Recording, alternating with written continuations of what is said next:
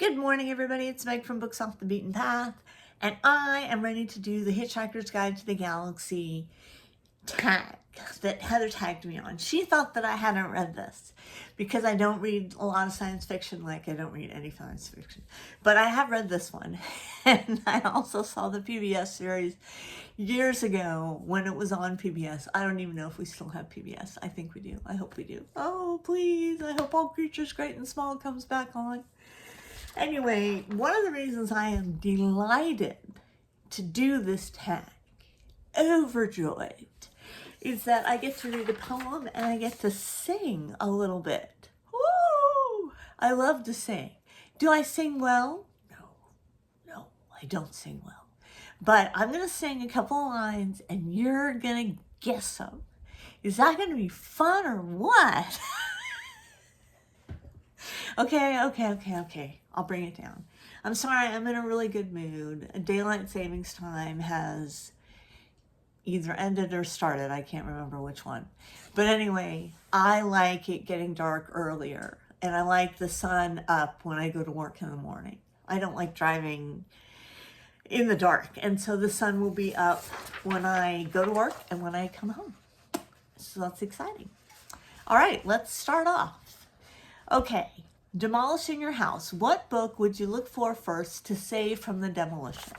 Now, I am going to take a page from Heather on this and question my life choices. Whether or not I would really, if my house was going to be demolished, whether I really run back inside to get some books. And I'm going to quantify that just a little bit. I would make sure that all of my loved ones were out. All of my fur babies, hubby, Joe, my elderly mother, because she does not move fast. And I would need to make sure she got out. Because that would be very cruel to be like, come on, Mom, you can do it. Move past the bulldozers. No, I would make sure all my loved ones are out. And then, if I still had time, I would come in and I would just fill my arms with books. Yes, I would take Jane Eyre. Yes, I would take The Red Lamp.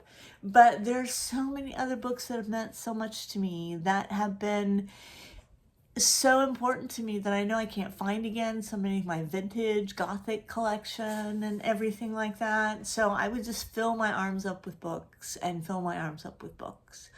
And so there's no question that the loved ones come first. But then the books are also the loved ones. And so I'm not going to make them spar for my saving grace. I'm just going to gather as many as I can. Vogon Poetry. I love this part of the book because their poetry was so bad they would torture them with it. Quote a poet, a line of poetry, or a lyric that you love. Now here's the game part. I have gamified it. What's the word? And never mind, doesn't matter. I made a game of it. So I'm going to read you a poem, and if you know what the poem is, then you write in the comments what the poem is, and then I'm going to sing 2 lines from a song, and if you know those songs, you write those too. And so that'll be fun. It'll be like an extra game. Ready? Here we go. Over my head, I see the bronze butterfly, asleep on the black trunk, blowing like a leaf in green shadow. Down the ravine behind the empty house, the cowbells follow one another into the distance of the afternoon. To my right, in a field of sunlight between 2 pines, the dropping of last year's horses blaze up like golden stones. I lean back as the evening darkness comes on. A chicken hawk floats above, looking for a home. I have wasted my life. It's one of my all-time favorites. Do you know what it is? Okay, you ready? Here's my 2 songs. Did you come here for forgiveness? Did you come to raise the dead? Did you come here to play Jesus to the lepers in your hands? Because that's one. And the other one you should get because it's been all over the place lately. And it is Should I do it? You slept through the onyx night. Now the sky is opalite. Ooh, oh. Okay, so that's my game within a game. Can you guess those two songs and the poem? Okay, 42, the answer to life, the universe and everything. What's the point? What's the meaning of life? I think the point of life is to be good to other people and to be gentle to yourself. I was thinking about that the other night because, you know, I've got this neck thing and it bothers me. And I was lying in the bed reading a fantastic book. And it was early and earlier for me than I normally do. But hubby and Joe had been watching the World Series, and so I don't do sports. And so I just went ahead and crawled into bed. And I just thought to myself, because I was running through a list of everything I needed to do this week. And I was running through a list, and I just thought to myself, hey, be gentle on yourself. The world is a tough place. So I think that to be good to other people, but also to be gentle to yourself, because you're not going to be of any use to anyone if you are burnt out, upset, stressed out.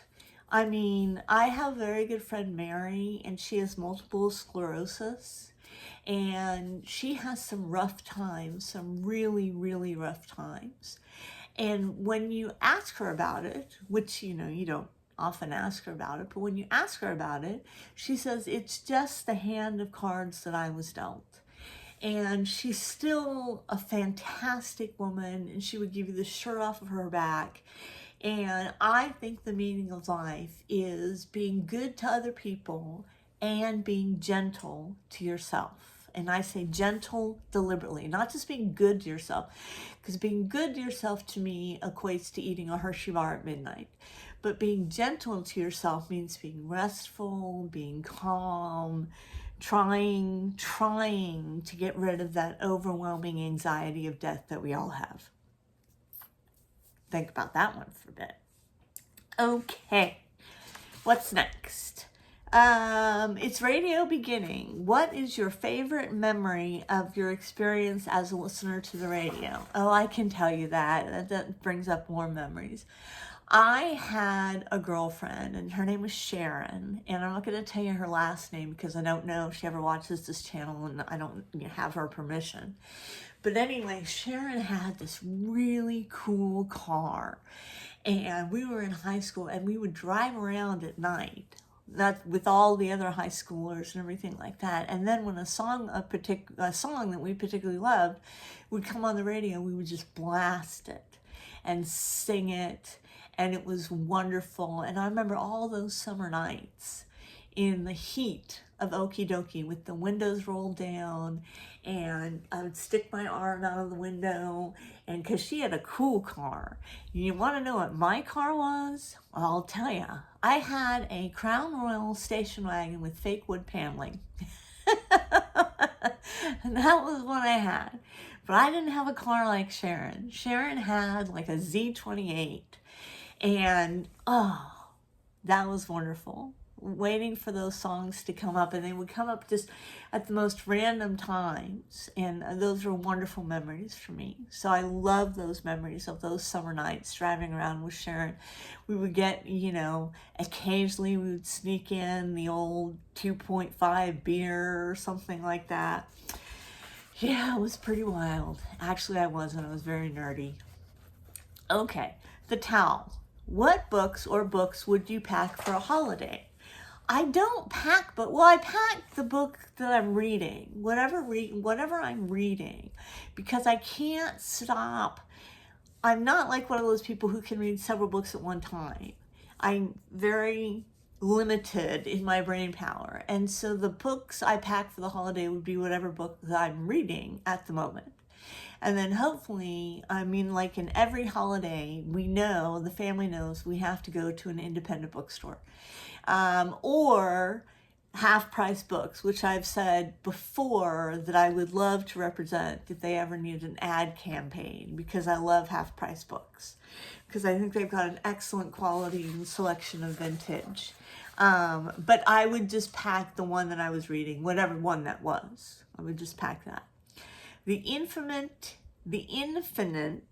Improbability Drive.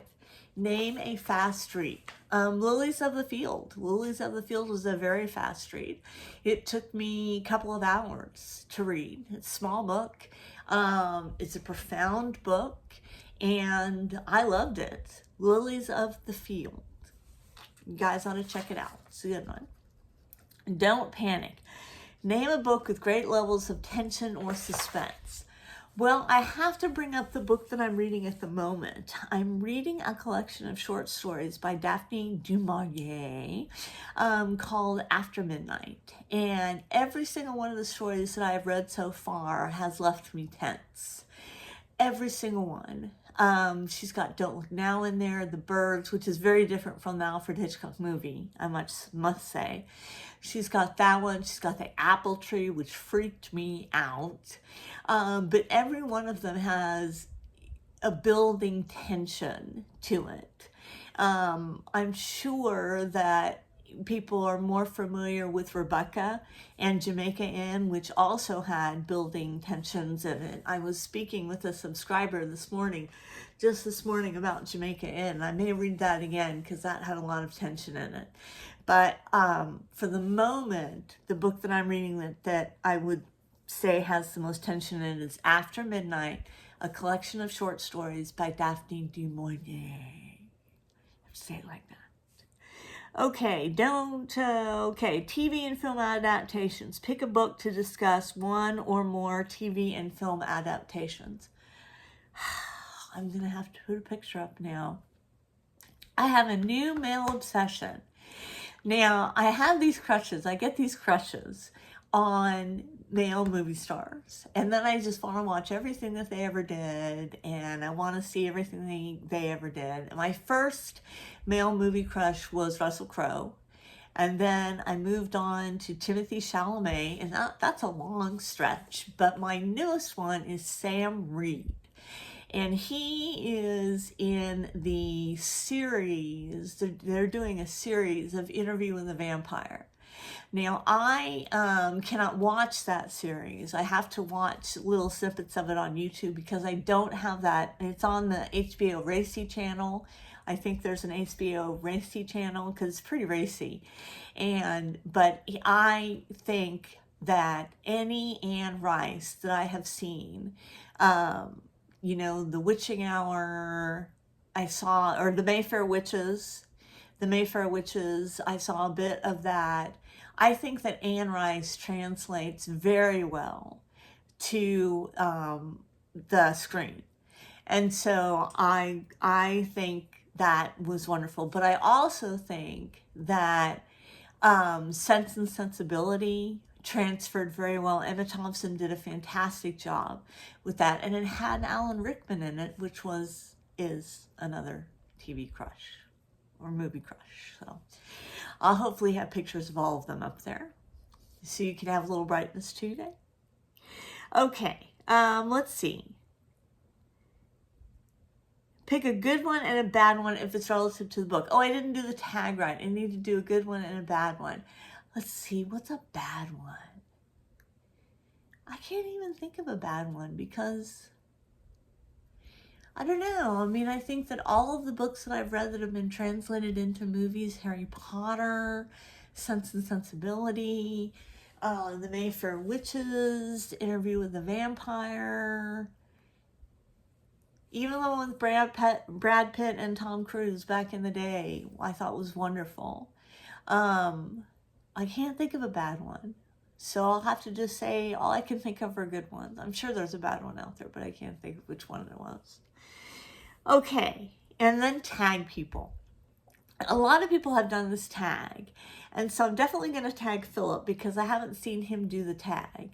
But what I'm going to do this time is just consider yourself tagged. It's just going to be a blanket tag. If you haven't done this tag, then do it. It's a lot of fun. And I'm just going to blanket tag people. I will read my poem. Should I read my poem again? Do my songs again? Or was once enough? Have you just had enough? You may just have had enough. Anyway, I may do another video this afternoon. Ooh, Bob is here. Hope she doesn't knock down my tripod. I may do another video this afternoon, but in the meantime, I hope you guys have a fantastic Sunday, and I will check you later.